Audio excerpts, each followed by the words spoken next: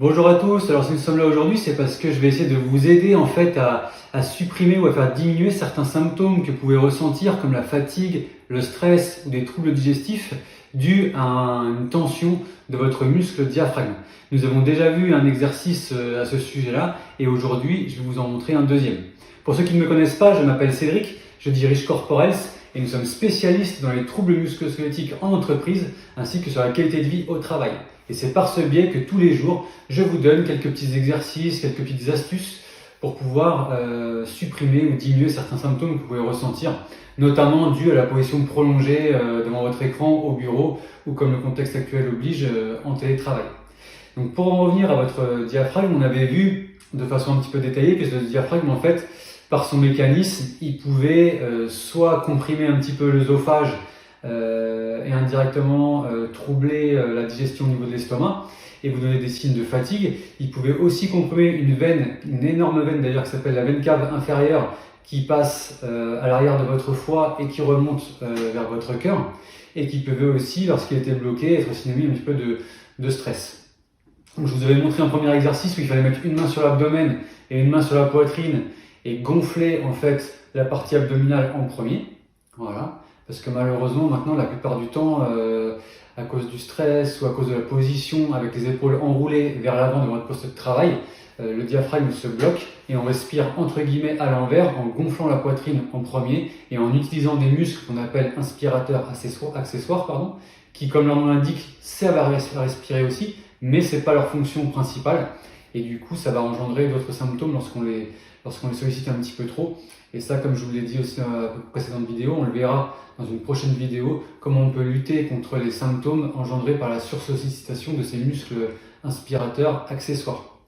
Donc le deuxième exercice que je vais vous proposer pour détendre votre muscle diaphragme, c'est un muscle qui est vraiment très très large, donc qui s'insère tout le long en fait de votre cage thoracique et qui ensuite au niveau de votre colonne vertébrale laisse place à des piliers qui en gros s'insèrent sur les vertèbres lombaires avec un petit arc de cercle comme ça. Et justement, nous en fait, on va essayer de créer un point d'appui au niveau de ces piliers. Avec vos mains, la face dorsale, vous allez les mettre dans votre dos. Voilà, comme ceci, en prenant appui sur le dossier de votre chaise.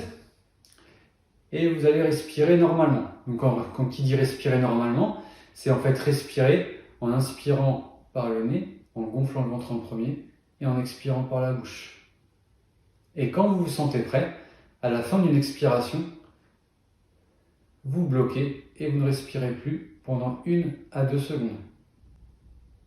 Ce qui va faire en fait que les côtes vont se resserrer, le diaphragme va se retrouver en position un petit peu courte et ça va le détendre. On reprend la respiration, on souffle et on rebloque.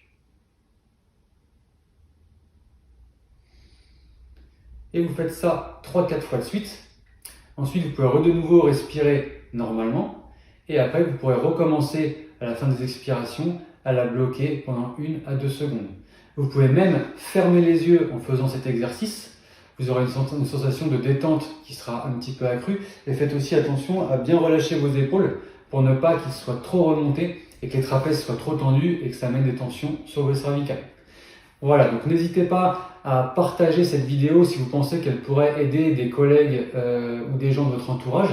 N'hésitez pas non plus à nous laisser un commentaire pour savoir si vous avez réussi à mettre en application le premier exercice ou si vous avez déjà été victime de ces symptômes et comment vous avez fait pour les gérer. Et n'hésitez pas non plus à vous abonner à notre chaîne YouTube pour plus de vidéos et plus de détails. Et surtout, n'oubliez pas, prenez soin de vous.